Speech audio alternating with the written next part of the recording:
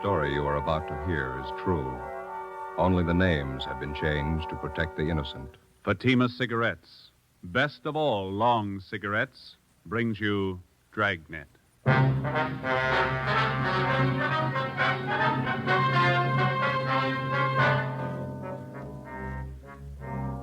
You're a detective sergeant. You're assigned to burglary detail. Unidentified thieves start a campaign of burglaries in your city. Homes are broken into and stripped of their furnishings. There's no lead on the criminals. Your job, get them. When you compare Fatima with other long cigarettes, the difference is quality. Yes, in Fatima, the difference is quality. If you want a long cigarette, smoke that best of all long cigarettes. Smoke extra mild Fatima. Fatima is the quality king-size cigarette because it contains the finest Turkish and domestic tobaccos superbly blended. And Fatima is extra mild with a much different, much better flavor and aroma than any other long cigarette. Because of its quality, its extra mildness, its better flavor and aroma, Fatima has more than doubled its smokers coast to coast. Enjoy extra mild Fatima yourself. It's wise to smoke extra mild Fatima. Because in Fatima, the difference is quality. Yes, in Fatima, the difference is quality. Smoke Fatima, the quality king-size cigarette. Best of all long cigarettes.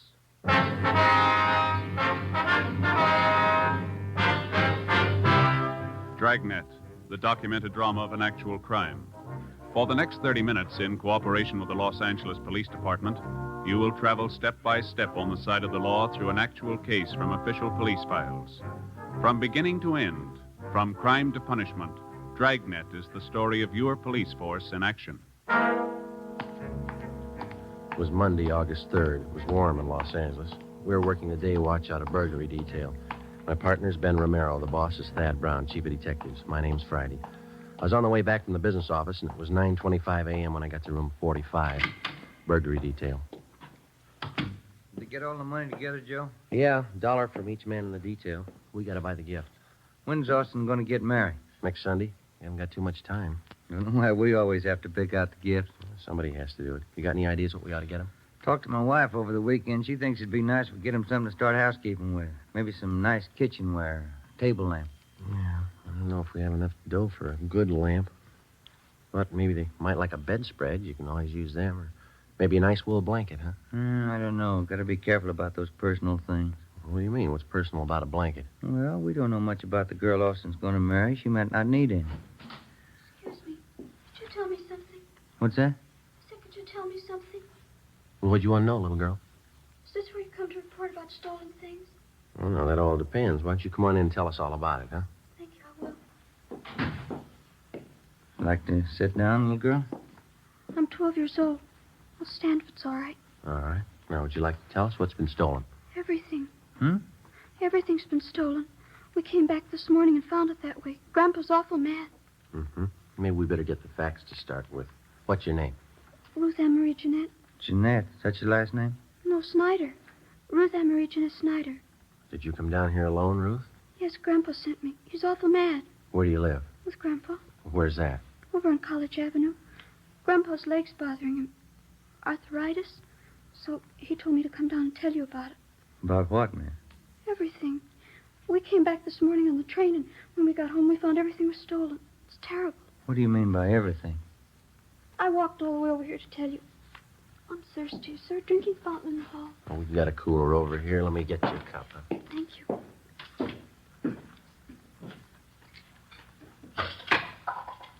You like a drink, Ben? Oh, no, thanks.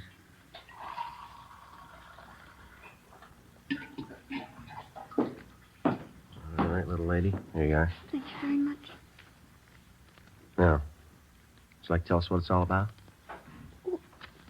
Grandpa and I got back to Los Angeles on the train this morning. We've been on a trip back to Indiana. Uh-huh. We took a taxi cab home from the station. When we got there, everything was gone. Everything but the rug in the dining room. Yeah? All the furniture, every single bit. The sofa, the chairs, my desk upstairs, the stove. Everything's been stolen. I want you to find it. Means someone broke in while you were gone and took all your furniture. Is that what you think? You know they did. The lock on the back door, it was broken. They took everything but the dining room rug. That's why Grandpa's home now. Hmm? He thinks the crooks will be back. He's sitting on the rug because he says if they take that, they'll have to take him, too. We better hurry. Yeah? Grandpa's not very big.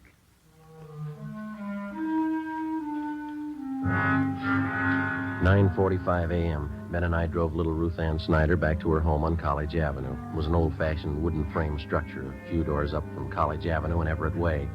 Ruth Ann showed us inside and introduced us to her grandfather, Mr. John H. Snyder, age 78. He told us that a year ago, he and his wife, Ruth Ann's grandmother, had come to California from Indiana and rented the house on College Avenue. The grandmother had fallen ill and passed away suddenly 3 weeks ago. He and Ruth Ann closed the house and took the body back to Indiana on the train for burial. On their return that morning, they found the house stripped of every piece of furniture. We checked room by room and listed the missing articles. We put in a call to latent fingerprints. Do you happen to know the serial numbers of your home appliances, Mr. Snyder? No, sir. I've lived with most of the furniture for 40 years. You get to know the things you own in 40 years. I know what was in my room, Sergeant. My desk, my table, and chair, the bed, the curtains. They took everything. Well, how about the estimated value of the furniture, sir? What would you say it was worth? Dollars and cents? Oh, I don't know. What's a house full of furniture worth to anyone? Guess everybody puts their own value on their things. Yes, sir, they do. Solid walnut dining set, a wedding present, mahogany front room table, a solid too. It cost money in their day. All gone. Were there any liens against the furniture, sir? How's that? Did you owe anything on the furniture? I mean, there was no trouble with the finance company or anything like that. Oh, we didn't even know what a finance company was when the wife and I was married. It was sad enough trip as it was. And Ruthie and me get here this morning, and everything's gone. All we own. Ruthie, Yes, Grandpa. where the thieves broke in, would you show the officers, please? It's back this way. Okay. How are you and your grandfather going to make out here, Ruth? Well, Grandpa says we'll buy 2 cots for tonight, Army surplus. There's no stove to cook on. We'll have to eat out. Mm-hmm. Maybe we'll have to go back to Indiana. Grandpa doesn't have much money. He's on a pension. Here's the back door. You can see what they did to get in. Must have used a hammer and a crowbar. Smashed it clean through. You'll find the crooks, won't you, Sergeant? We're going to try, Ruth. Better have the crime lab check this, huh? Yeah. How about your neighbors, Ruth? You know any of them well? I know who they are. I don't know any of them good. They're not very friendly. We'd like to ask you and your grandfather a few more questions, Ruth. All right. I don't know what I'm going to do when school starts. They stole all my stuff, even my composition tablets. I didn't have to take those. Which grade are you in, Ruthie? I was in A7. I'll be in the B8. Why would they take my school things? I don't know.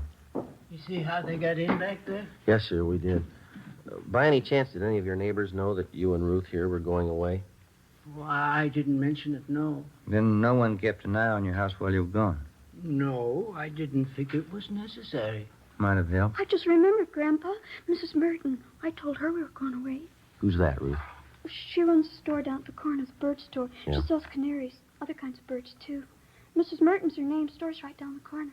You figure she's the only one who knew you'd be gone from the house for some time. Must have been the only one. All right, Mr. Snyder, we'll be back to see you later on. Here's our card. We'll see if we can't do something to help you out here.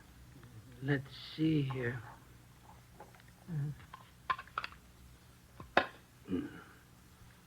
Friday, Romero, burglary detail. All right, thank you, boy.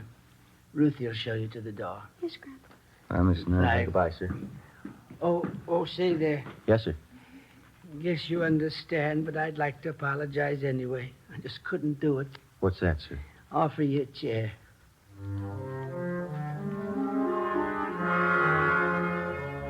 10:30 a.m. Ben and I called the Salvation Army and told them the Snyder situation. And then we went down the street to the store at the corner of Coolidge Avenue and Everett Way. The sign on the window said Mrs. Merton's Birdland, manager Agnes Merton. We tried the door. It was locked. A cardboard clock hanging on the glass door read, "Be back at 1 p.m." So we went back up to College Avenue and we started ringing doorbells. Some of the residents on the block didn't even know the Snyders. Of those that did, only 2 had noticed any activity at the house during the 3 weeks Mr. Snyder and his granddaughter had been away. They told us that they'd seen a moving van parked in front of the house about a week before. They also saw men moving furniture from the house into the van. Neither of the 2 could describe the vehicle or remember its license number. 12:45 p.m. We had a cup of coffee and a hamburger, and then we headed back for Mrs. Merton's bird store.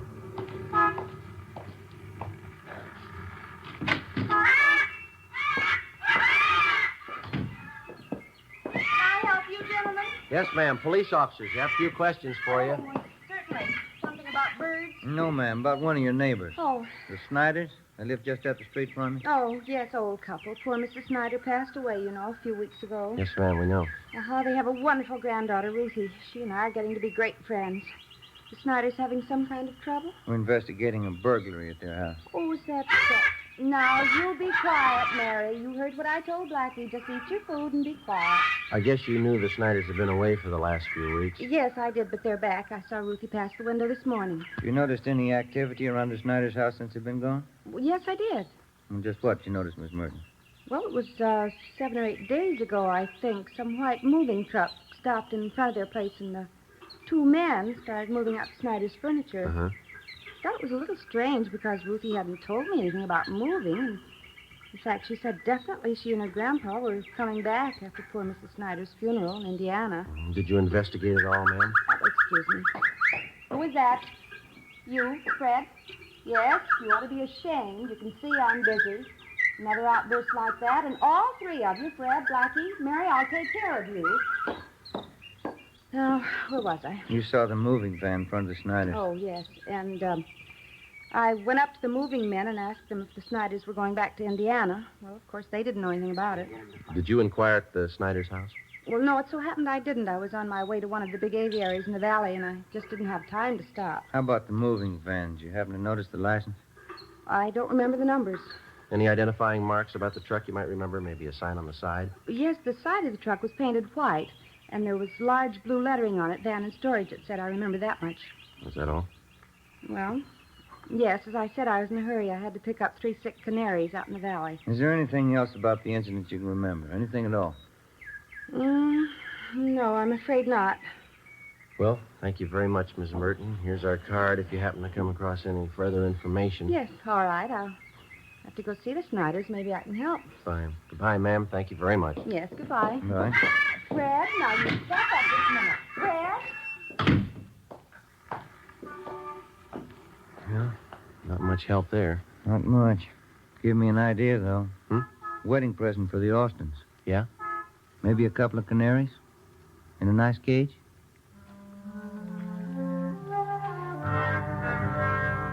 At 5 p.m., we went back to the office. Reports had come in from 2 more victims. That night, Ben and I drove out to interview them. The circumstances of the theft and the M.O. of the criminals matched identically with the Snyder case. Both of the families victimized had gone off on vacations and neglected to notify either the neighbors or the patrolmen in their area. Both had allowed daily newspapers to collect on their doorsteps in their absence and otherwise left signs that their homes were vacant. In both cases, the thieves had forced an entrance through a back door or window, stripped the house of every last piece of furniture, and either hauled it away themselves or hired somebody to do it for them. We started canvassing the 2 areas where the crimes had been reported. Again, the neighbors saw the moving vans, but none were able to definitely identify the vehicles or their license numbers. Captain Fulton called us into his office. You're going to have to try harder. I know they're hard to get, but get them fast. We've done about everything we can so far, Skipper. Only one small lead. The thieves seemed to be using a different moving van on each job. We started to check the movers around town, the transfer companies. Leighton Prince come up with anything yet? No luck there. One of the lousiest rackets we've had since I came on this detail. Whole house full of furniture, everything a family owns. Yeah. Well, we'll stay on top of it. The stats office may come up with something. How about an outlet for all that stuff that's been stolen? Thieves can't be sitting on it. Pawn shop and second-hand details have been alerted. They're checking regular outlets, auction houses, second-hand places. Nothing yet. What about some kind of preventive idea? At least slow them down. Good dose of publicity on the whole thing would help. If only people wouldn't keep it a secret when they're going away. Neighbors aren't alerted. That's why a lot of them didn't think much of it when they saw the moving vans parked at those houses. And drawn blinds and the newspapers on the doorsteps didn't help much either. It's an open invitation. Well, I'll see what we can do on the publicity end. We've had one campaign on this already. No, excuse me. Burglary, Captain Fulton. What's the address? Okay, I got it. Thank you. Here you go, another one. 63 hours, just called it in. Family back from vacation. Furniture all gone. Here's the address here. Thank you. Better get on it right away. Let's go. I'll have a little more help for you on this tomorrow. Crowley and Barnes will be free. They can work with you. Okay, Skipper. Check you later. Right.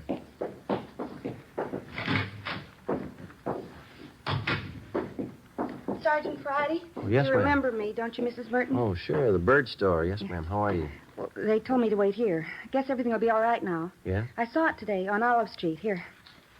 Hmm? The truck that came to Snyder's house. That's the license number.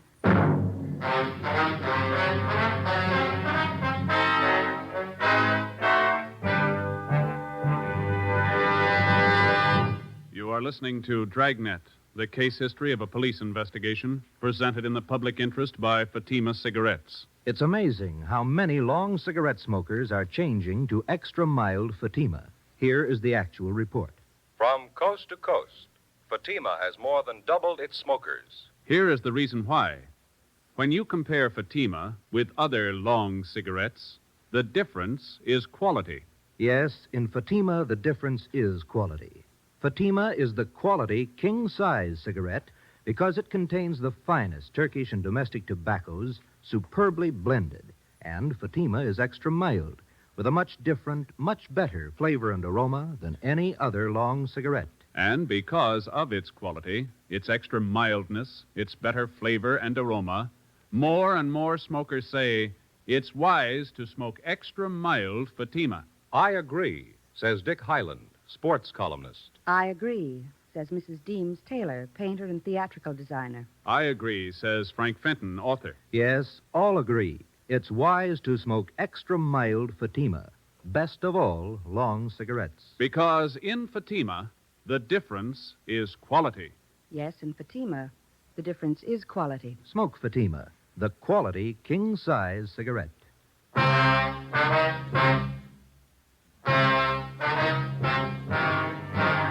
Tuesday, August 11th, 6 p.m. The license number, which Mrs. Merton had given us, was checked through DMV. We found that the truck was registered in the name of a local second-hand furniture dealer by the name of Ralph Grismore. We checked his name through the police commission and then the I Bureau. He had a good reputation, no criminal record. Early the next morning, we picked up Mr. Snyder and his granddaughter, Ruth, and we drove to Grismore's second-hand furniture store. We identified ourselves and asked to look at his buy book. Under the date of July 27th, Grismore had recorded the purchase of more than 3 dozen articles of furniture from a house on College Avenue. The address was that of the Snyders. The man and the woman, Sergeant, they said they'd sold their house and they were going east. Man said the company he worked for transferred him to Boston.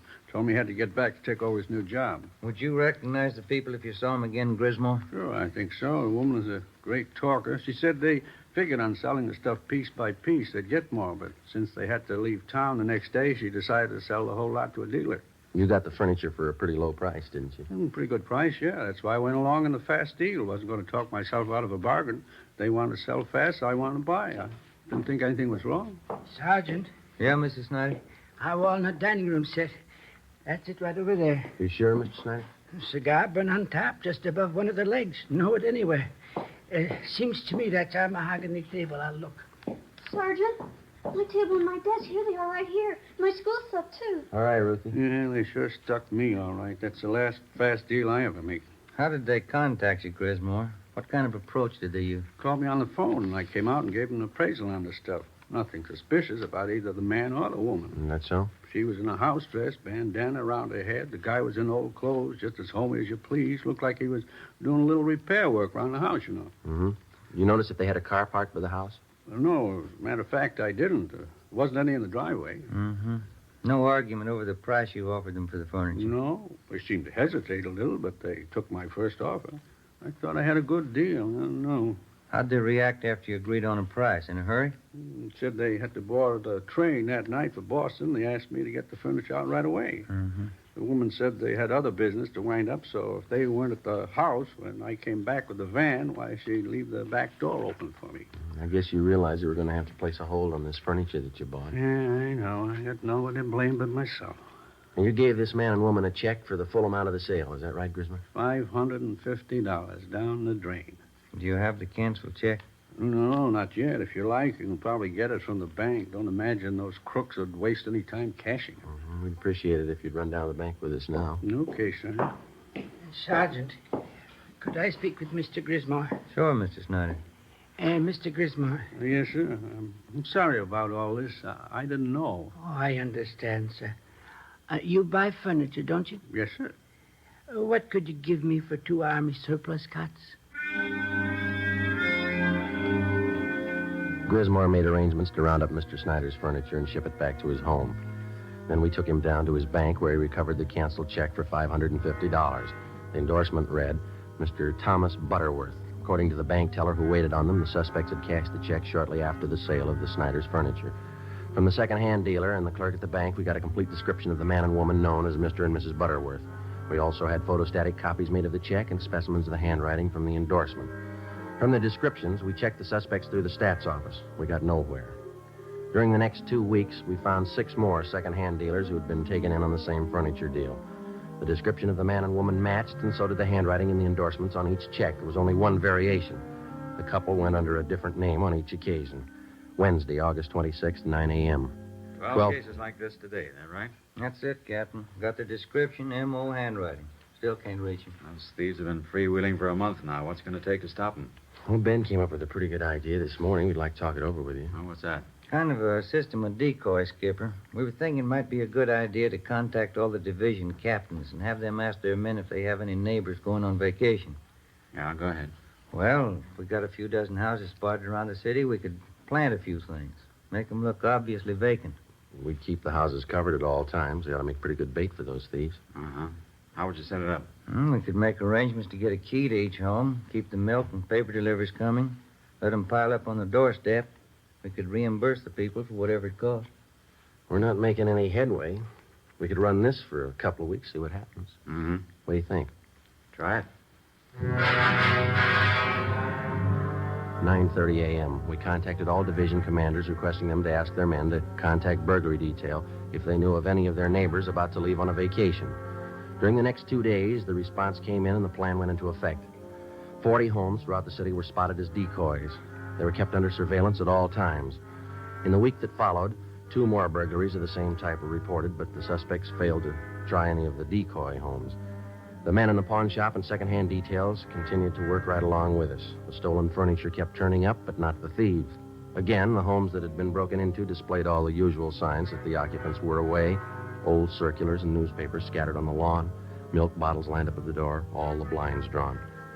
The decoy plan continued. No results. August 31st, we had a report of another burglary involving the theft of furniture. We made our investigation. 2 p.m. We went back to the office to get out a list of stolen articles. Hi, Ben. You? Hi, Austin. When'd you get back from your honeymoon? Late last night. Say, Thelma, I'd sure like to thank all you fellas for that wedding present you sent us. Darn nice of you. Well, we're glad you liked it, Austin. Sure a beauty. I'd like to ask you a question about it, though. I hope you won't take it wrong. No, go ahead. Well, what is it? You've got an early American house, haven't you? Yeah, that's right. It's an antique. Yeah? It's an apple peeler. One of the first ever built. Oh, sure. Thanks a lot. I get it. Burglary Friday. Yeah? Where? Right away, thanks. One of the decoy houses. Yeah? We got a bite. Together with Sergeants Crowley and Austin, we drove out to the decoy house where an unidentified man and a woman had been seen forcing entry through a back door. They'd been spotted by a police officer's wife who lived next door and who had called in the report. We parked down the street from the decoy home and waited. 5 minutes passed. We saw a woman dressed in a housecoat come out onto the porch of the house, look up and down the street, and then go back inside. A few minutes after that, a gray Chevrolet sedan pulled up in front of the house. A man in a dark suit got out and entered through the front door. Ben called communications for a make on the car. 80K to Control 4. 80K to Control 4.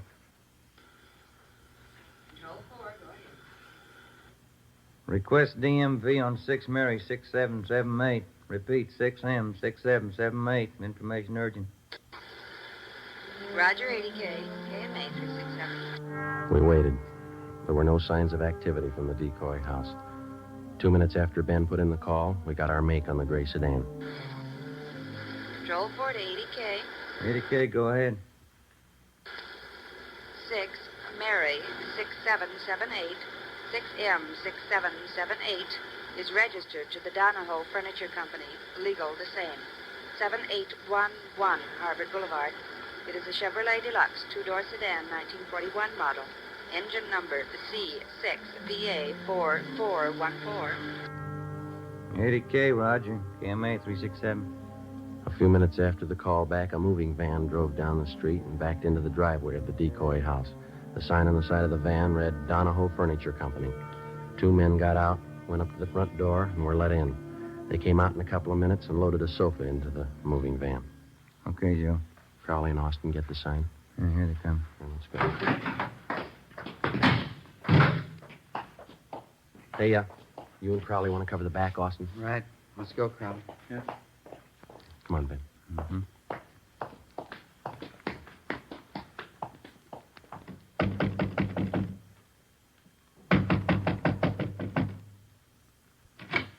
Yes, sir. You want something? Police officers like... Call in the cops! Run, hell! Stand still, you. Austin and Crowley got her. All right, hold still, mister. Oh, Hold still. Hey, what's this all about, you cops? That's right. You? Max Donahoe. I'm buying this lot of furniture. Something the matter? You're buying from the wrong people. They're not the owners. You better have your men move that stuff back in the house. Okay, if you say so. All right, lady, relax. take it easy, Helen. There's no use fighting. They got us. Whose fault is it? I told you luck doesn't last forever. Okay, all right. Don't make it worse. All right, let's go. I'll take her, Austin. You better fix your shirt. Yeah. Come on, lady. Get your hands. Hey, what's the matter with your shirt, Austin? Look, used to happen when she tried to get away.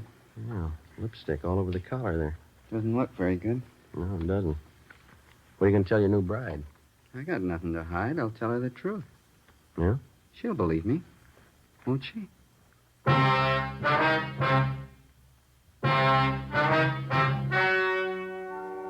The story you've just heard was true. Only the names were changed to protect the innocent. On November 25th, trial was held in Superior Court, Department 87, City and County of Los Angeles, State of California. In a moment, the results of that trial. And now, here is our star, Jack Webb. Thank you. Under our system of law, the jury selected to hear a case is accorded complete freedom. The jury's decision is the final result of the testimony and evidence presented in the course of the trial. And so, with Fatima, they are the final result of carefully selecting and blending only the finest Turkish and domestic tobaccos to make Fatima extra mild. If you're a long cigarette smoker like I am, buy a pack of Fatimas and compare them with other long cigarettes, and you'll see the difference is quality. Yes, in Fatima, the difference is quality. So, smoke Fatima.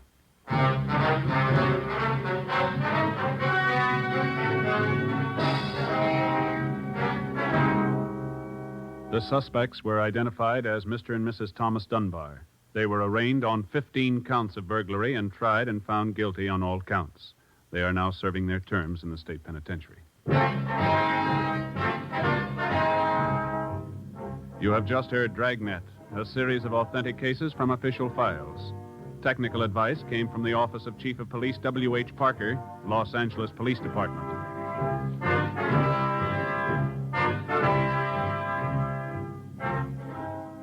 Fatima Cigarettes, the best of all long cigarettes, has brought you Dragnet from Los Angeles.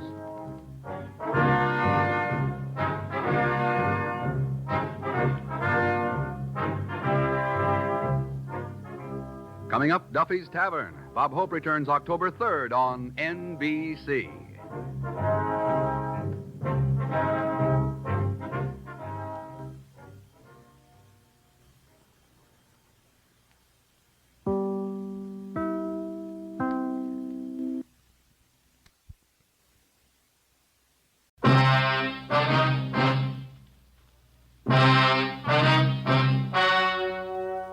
The story you are about to hear is true.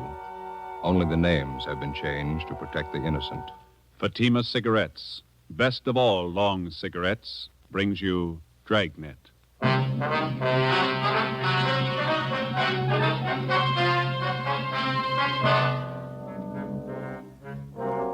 You're a detective sergeant. You're assigned to homicide detail.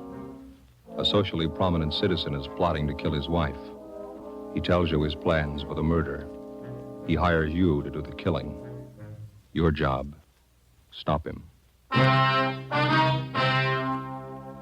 When you compare Fatima with other long cigarettes, the difference is quality. Yes, in Fatima, the difference is quality. If you want a long cigarette, smoke the best of all long cigarettes. Smoke extra mild Fatima. Fatima is the quality, king-size cigarette because it contains the finest Turkish and domestic tobaccos superbly blended. And Fatima is extra mild with a much different, much better flavor and aroma than any other long cigarette. Because of its quality, its extra mildness, its better flavor and aroma, Fatima has more than doubled its smokers coast to coast. So enjoy extra mild Fatima yourself. You'll find king-size Fatima different from other long cigarettes. They cost the same, but in Fatima, the difference is quality. Smoke Fatima, the quality king-size cigarette. Best of all long cigarettes.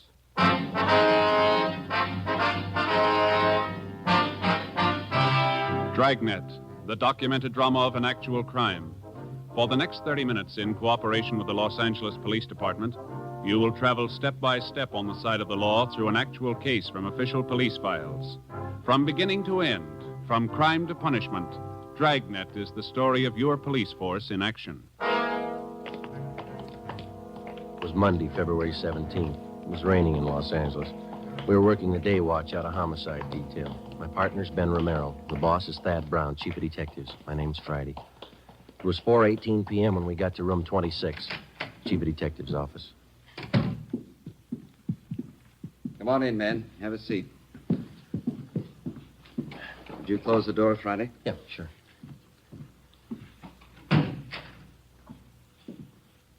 Captain Steed, Sergeant Romero, Sergeant Friday. I'd like to have you meet Special Agent Ray Kimball, Public Utilities Commissioner. Mr. Kimball. And his friend, Mr. Trudeau. How do you do? Mr. Trudeau. Oh, I see. Gentlemen, Mr. Kimball and Mr. Trudeau here have some important information to give us.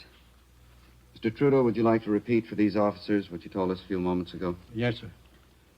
Well, a friend of mine wants me to kill his wife for him. I'm convinced he means to go through with the thing. Naturally, it goes without saying that Kimball here will back up the veracity of the story. Well, Mr. Trudeau, who is your friend? How long have you known him? His name's Charles Stone. Guess maybe you heard of him. Owns a string of warehouses around town. I used to work for him. Oh, yeah. Go ahead. Well, the other day he called me and asked me if I was working. I told him no. Then he asked me to meet him in front of the public library. And that was last Saturday afternoon. But did you meet him? Yes, I did. And he took me to a bar in the neighborhood, started telling me all about his troubles at home. Mm-hmm. He said his wife was stepping out on him, running around with other men. Well, we had quite a few drinks, and I guess I thought that's what accounted for it. What's that, Mr. Trudeau? Well, he leaned toward me and he said, "Here's the dope. The wife and I haven't been getting along well at all for about a year. She's stepping out with some other guy on me, and to make a long story short, well, that's when he told me. I see. He said, I want to lose her. What do you say? Well, I told him I didn't quite get the drift of the thing, and then he said, I want my wife killed. I'll pay you $1,000 for the job. Mr. Trudeau, have you any idea why he contacted you on this thing? Well, I don't know, other than the fact that I hadn't been able to work for some time. He knew I needed the money pretty badly. As soon as I was sure he wasn't kidding about the murder, I told Mr. Kimball here. He's an old friend of mine. Yeah. He said the only thing to do was to take it to the police. Did this Mr. Stone make this proposition to you more than once? Yes, he did. Kept reminding me how much I could use the $1,000. Well, all I could say was that I knew his wife too well. I couldn't do it. And what did Stone say to that, sir? Said I had cold feet. Told me I was just like another man he'd lined up to kill his wife. Told me if I didn't want the job, he'd get someone else to do it. Do you think he might go for a substitute, Mr. Trudeau, one of our men? Well, I don't know, Chief. There's only one thing I'm sure of. Yes, sir. He wants his wife dead. 4:42 p.m. The meeting in the chief of detectives' office went on. A man by the name of Charles Stone wanted his wife murdered. He'd offered $1,000 for her death. He'd approached two men to do the job. Both had refused. From the information we'd received, we knew he wouldn't stop there. There are a lot of people who'd kill for $1,000. It was only a matter of time till he found one. A plan was formulated, and Ben and I were assigned to the case. 5 p.m. Together with Captain Steed and Mr. Trudeau, we left Thad Brown's office and went down the hall to homicide. In your last meeting with Stone, Mr. Trudeau, you refused outright to have anything to do with his plan to have his wife murdered. Is that right? That's right. Did you leave any opening at all? Well, just to get away from the guy, I told him if I heard of anybody that'd do the job, I'd let him know. You think that maybe he'd listen to you if you went back and suggested somebody? I don't know. He'd listen to me, but he's no dummy. You got to understand that. He's going to be careful. Well, which one of you is going to play the killer? I'd like to try it, Skipper. Who's going to fit the part best? Trudy here just told you that Charles Stone's no pushover. I don't know, Captain. This officer here... Me? Yeah, no offense, but I'd sure peg you for a cop. You would? Why's that? Well, I don't know. You just look like one, I guess. Well, Joe is a little closer to average height, weight. Yeah, that's what I mean, Captain. He doesn't look like a cop.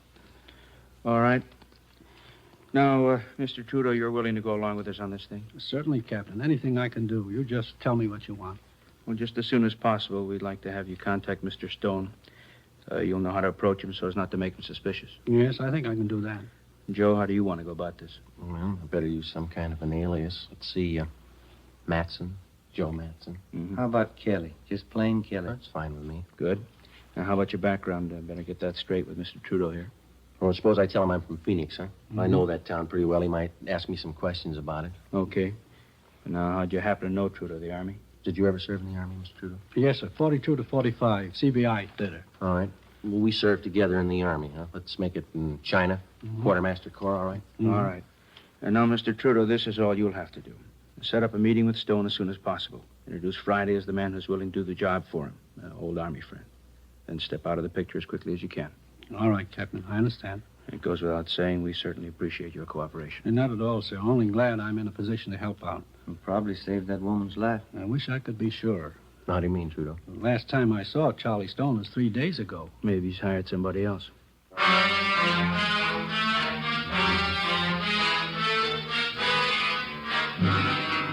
5:30 p.m. Captain Steed ordered 2 teams of men from homicide to watch Charles Stone's wife, Mildred, until further notice. For her own protection, she'd be kept under 24-hour surveillance without her knowledge. We checked the I Bureau to see what we could find on Charles Stone. He owned a gun, a .32 Smith & Wesson revolver. That's all we found. He had no criminal record. We knew of him only as a social figure from a prominent family, and supposedly he was happily married. He owned and operated a chain of 6 warehouses throughout Los Angeles. His business reputation was good. Captain Steed ordered that Charles Stone also be placed under 24-hour surveillance immediately. He would be kept under watch without his knowledge.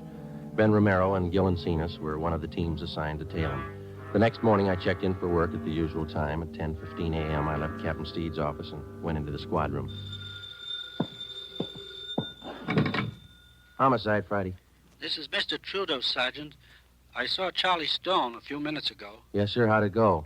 We talked about 20 minutes. I told him you might be willing to do the job. What'd he say? He wants to meet you. Before he hung up, Trudeau told me that Charles Stone would meet us that night in Section B in the grandstands at the midget auto races out near Santa Monica. I informed Captain Steed of the development, and then I left the office, went home, put away my gun and all my identification, changed into some old clothes. I boarded a bus and rode back downtown to the Skid Row area where I rented a single room in a cheap hotel. I signed the register J. Kelly, Phoenix, Arizona.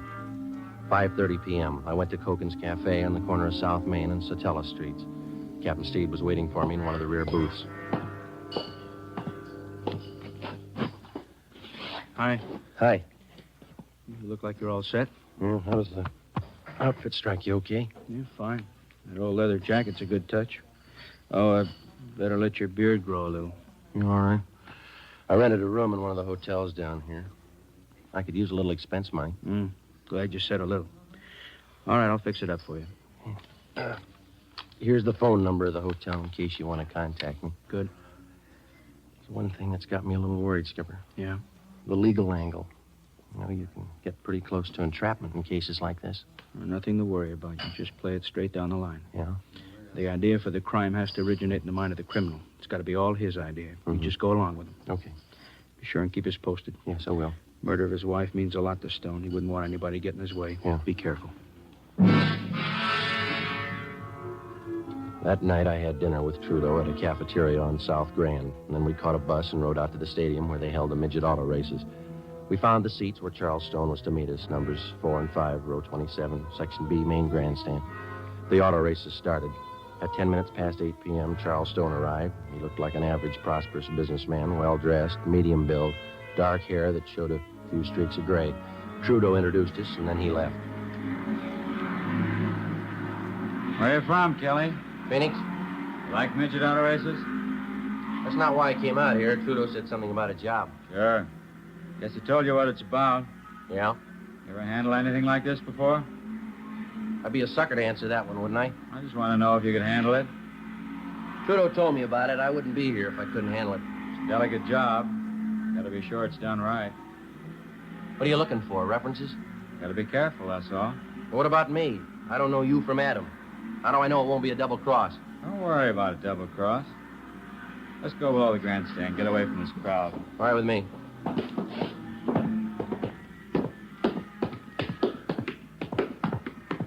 You haven't said anything about money yet. Plenty of time to talk money. I'd like to know. How much you want? Trudeau said 1,000. Yeah. When could you get it? When would you want it? Before. I'd be a dope to do the job without getting paid first. I'd be just as stupid to give it to you first. Say, can I buy you a hot dog, cold drink? Okay.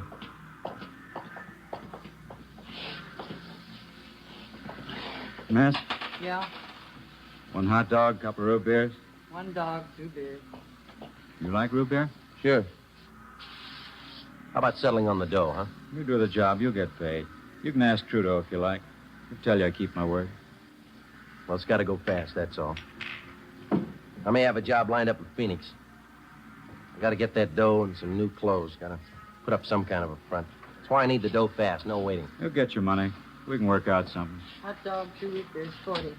Mustard's on the counter. There you are. Mm-hmm. Just move over there out of the way. Okay.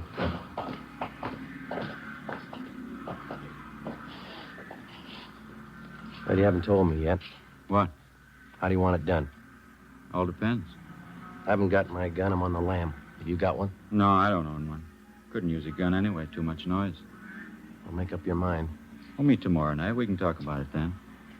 Look, mister, you expect me to sit on this thing for a week? I'm not making a career out of just this one job. What are you worrying about? We'll set everything up tomorrow night. All right, how about $10 on the cuff? I got to live 'em flat. There's 5. See if that'll do. All right. Now, how about that payoff, the 1,000? How do we set that up? We can talk about that later.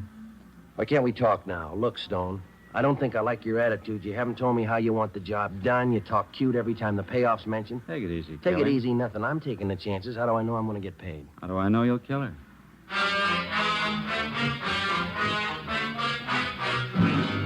Before I left Charles Stone, we set up a meeting for the following night at 8 o'clock. I caught a bus and went back to the hotel room. So far, I'd been unable to get any other corroborative evidence on Stone, evidence that could be presented in court. The next morning, I called the office and kept them posted on developments. I had my meals at a lunch counter next door to the hotel, and I stuck pretty close to my room. At 2:30 that afternoon, Ben called. We tailed Stone to the midget auto races last night, Joe. Do any good? Well, not bad. It's going a little slow, though. We tailed him after he left you. He drove to a Beverly Hills address, apartment house. Thought he lived in Glendale. He does. The apartment he went to is registered to a Jean Howard. Stayed till 4 this morning. Checked the Howard girl out. She's a secretary at one of Stone's warehouses. Maybe that explains why Stone wants to get rid of his wife, huh? Here's one more thing. We tailed him to a gun shop this morning. Bought a couple of things, and after he's gone, we checked with the store clerk. Told us Stone bought a box of shells, 32 caliber. Same kind of gun he had registered in it, 32 S&W? Yeah. That's funny. Stone told me he doesn't own a gun. Doesn't look too good in my book. All right, now let's don't start worrying, huh? Don't trust him a dime's worth, Joe, that's all. All right. You want to check with me later on? I got to keep this line open. Yeah, all right. See you later. Right?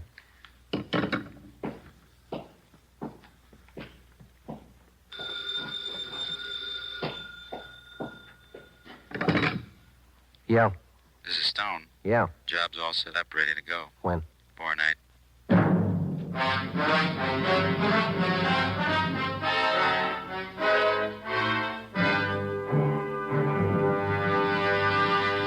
You are listening to Dragnet, the case history of a police investigation presented in the public interest by Fatima Cigarettes. If you smoke a long cigarette, it will be in your interest to listen to a typical case history of a Fatima smoker. It's the case of New York cover girl Rita Daigle.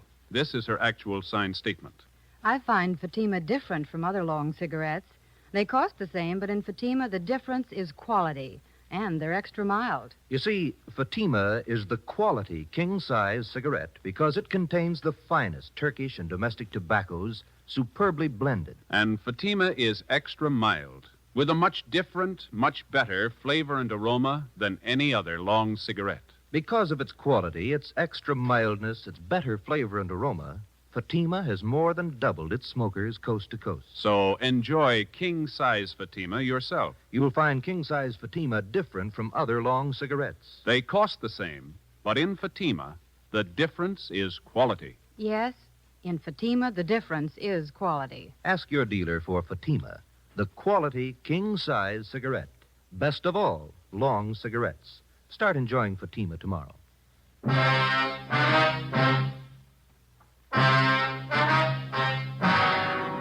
Wednesday, February 19th, 8:55 p.m. Charles Stone picked me up in his car at the corner of Alameda and 6th Streets. He turned onto South Broadway and he headed down for the beach. He hunched over the wheel as he drove. I kept wondering how I was going to pin him down. We were less than 24 hours away from the scheduled murder of his wife, and I still didn't have a case against him that'd stand up in court. If he failed to produce sufficient evidence tonight, Stone had a good chance of going free, whether he succeeded in having his wife killed or not. I also had no idea what plans the suspect had made before he hired me to do the killing. There was a definite possibility that he might have arranged for somebody else to commit the actual murder and then set up a double cross with me as the victim. We knew he had a .32 S&W revolver registered in his name, but he denied to me that he even owned a gun. 9:03 p.m., we pulled up in front of Stone's beach house.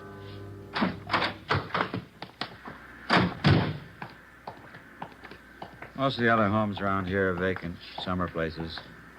People don't start moving in till 1st of May. But you said you were afraid of the neighbors seeing you here. There's some living up the next block. Oh. Can't afford not to be careful. This one here.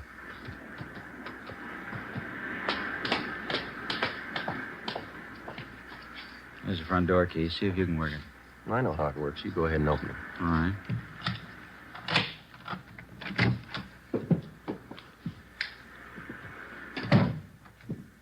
The living room, huh? Yeah, bedroom's over here through this door.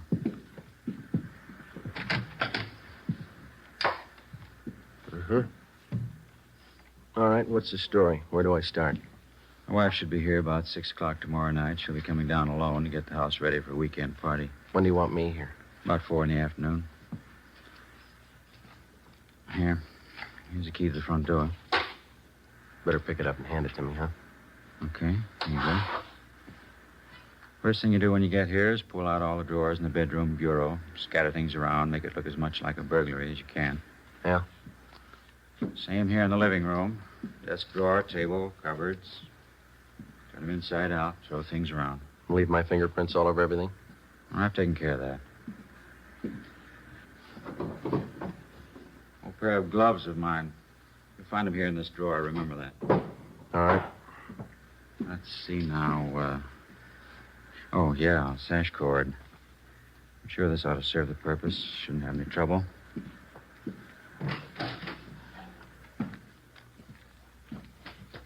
Yeah. Piece of rope's pretty new. It's a little slippery. Won't be with the gloves on. She's not very strong. Shouldn't have any trouble. We'll leave the rope here in the closet. You sure she's going to be alone? Positive. Where am I supposed to hide? Let me show you. Here. Right by the front door. This closet. Yeah. My wife comes in, closes the door. She'll probably go right to the bedroom, take off her coat. Follow her in, then do it fast while her back's turned. No screams. Neighbors might hear. All right. Want to clean and quiet. Do it as quickly as you can. Now, when you're finished, here's what I want you to do with her. What's that? Take the body and bring it this way. Come here. Here, I want you to see. All right. Across the living room to these French doors. Open this one. You won't have any trouble. Take the body out here on the porch. Come with me now. I want you to get this clear in your mind. Yeah, I think I got it. Take her down to this end of the porch, right to the railing, leave her here. It's very important, you understand? All the way down to the end of the porch here. I don't get it, but I guess it's all right. All right, let's go back in. Look, Stone, I may forget the layout of this house here. Would you draw a floor plan for me? I don't want to get mixed up here. No, there's paper in the desk there. You can draw it yourself before you leave tonight. What's the matter? Don't you trust me? Can't afford to take any chances. Now, what was it? Yeah. After you're finished using the rope, I mean. Yeah. You'll find some rings on my wife's fingers. Take them all off. Big setting especially. There'll be a bracelet on her left wrist. Take that, too. What'll I do with them? Put them in this white vase in the mantel here. The rings and the bracelet. Don't miss any of the rings. They're expensive. Well, how about me bringing them to you? I can pick up my dough at the same time. No, put them in the vase. As soon as that's done, leave here and go back downtown. I'll pick you up where we met tonight, 6th and Alameda, 7:30 sharp. Have the money for you then. Where are you going to be at 6 o'clock? I have to cover myself. I'll stay on at the office. Special conference. I don't know. I don't think I like this. What do you mean you don't like it? Suppose something should happen. I got no protection. I'd feel a lot better with a gun. I told you I don't have a gun to give you. Why would you need one anyway? Just feel a lot better, that's all. Buy one if you want. That's your problem. I'm paying you for the job. I haven't seen your money. I told you, when the job's done, you get your money then. There's just one thing I want to make sure of. No mistakes here. Don't worry, you get your pay. Ask Trudeau if you like. He'll tell you can trust me. You can ask anybody. How about your wife? Before I left Charles Stone, I got one more valuable piece of evidence out of him, a special phone number written in his handwriting on the back of one of his business cards. In case anything went wrong, I was to call him at this number. In his own handwriting, I also got a list of times that I was supposed to remember. When to come to the house, when to leave, when to meet him for the payoff. The next afternoon at 3:30, I left the hotel and drove my car out to Venice to Stone's beach house. Captain Steed and another officer from Homicide followed me out. We waited in the house together. Shortly before 6 p.m., Mrs. Mildred Stone arrived with Biff, Ben, and Gil and seen us. She refused to believe the story of her husband's plot to have her murdered. Captain Steed laid out the evidence for her. This key, Mrs. Stone, you recognize it? Why, yes, it's the one for the front door. It must be Charles. He gave it to this officer, Mrs. Stone, the man who was supposed to murder you. No, I don't believe it. Do you have any idea what's in that closet, ma'am, that one over there? There's nothing in there. I cleaned it out the last time we were here. I cleaned out all the closets. I'd like to show it to you, ma'am.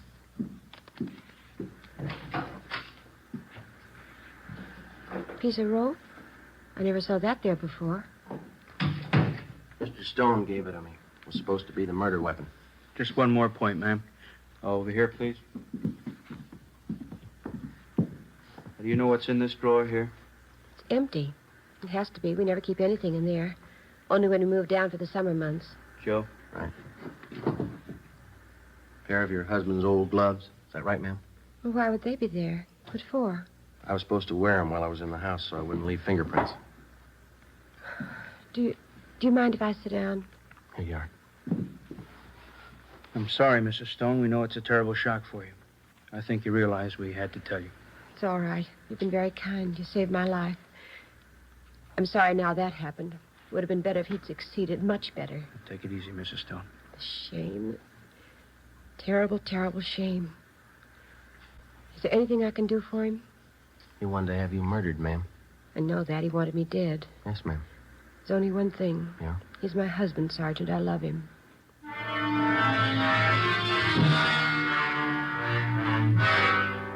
6:45 p.m. I telephoned Charles Stone and told him the job was done. His wife was murdered. He said he'd meet me at 6th and Alameda Streets for the payoff as scheduled. I waited. He failed to show up. At 7:30 p.m., Stone was placed under arrest as he parked his car in front of their Venice beach house. A loaded .32 caliber revolver was found in his pocket. He was taken back to the city hall, the chief of detective's office. Ben and I waited outside the open door. We could hear Thad Brown start the interrogation inside. Do you know what we have you down here for, Mr. Stone? No, I haven't the faintest idea.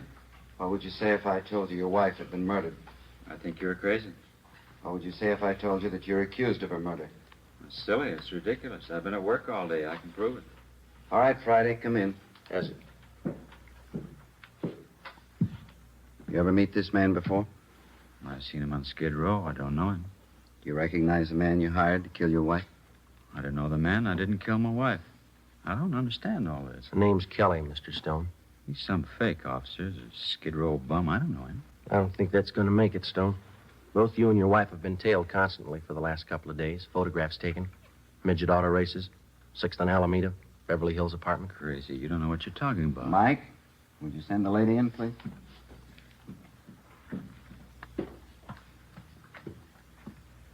Mildred, you don't believe all these things you're saying about me, do you? Here are the rings, Charles. The bracelet, too. I didn't realize how much you wanted them. Molly, I didn't mean it. I didn't mean it. I don't know what I was thinking of. There, Charles. There, it's all right now. You'll feel better in a few minutes. Yes, ma'am. That's all, Friday. Right.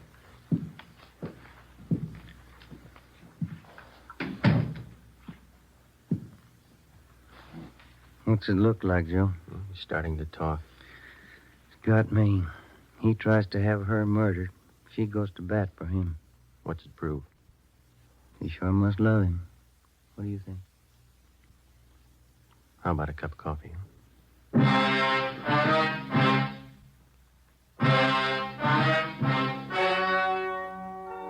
The story you've just heard was true. Only the names were changed to protect the innocent. On May 2nd, trial was held in Superior Court, Department 89, City and County of Los Angeles, State of California. In a moment, the results of that trial. And now, here is our star, Jack Webb. Thank you. To the working detective, the difference between guilt and innocence is proof, in the form of physical evidence, in the form of testimony gathered from reliable witnesses. In determining any suspect's guilt or innocence, the difference is actual proof. Now, when you compare Fatima with other long cigarettes, the difference is quality, and Fatima is extra mild. If you're a long cigarette smoker like I am, smoke Fatima. You'll find Fatima different from other long cigarettes. They cost the same, but in Fatima, the difference is quality. Start enjoying Fatima tomorrow.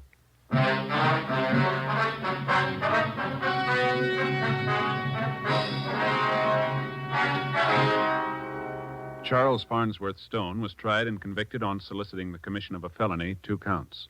He received the sentence as prescribed by law. You have just heard Dragnet, a series of authentic cases from official files. Technical advice comes from the Office of Chief of Police W.H. Parker, Los Angeles Police Department. Fatima Cigarettes, the best of all long cigarettes, has brought you Dragnet from Los Angeles.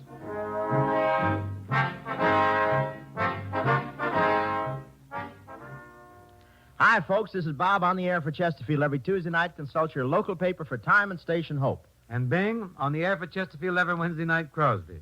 I've called this little seminar to teach our new boy the ropes. Say, Sag, I think it's only fair to warn you, with me selling Chesterfields this year, you'll have to limp along lively to keep up. Oh, say, since when have you been any competition, lover boy? When we're in pictures together, who always gets the girl? Which only backs up the old saying, everybody loves a fat man. Seriously, friends, Skinflint and I, we do agree 100% on this. Chesterfields are milder. And they leave no unpleasant aftertaste. So always buy our cigarette, Chesterfield. The best cigarette for you to smoke.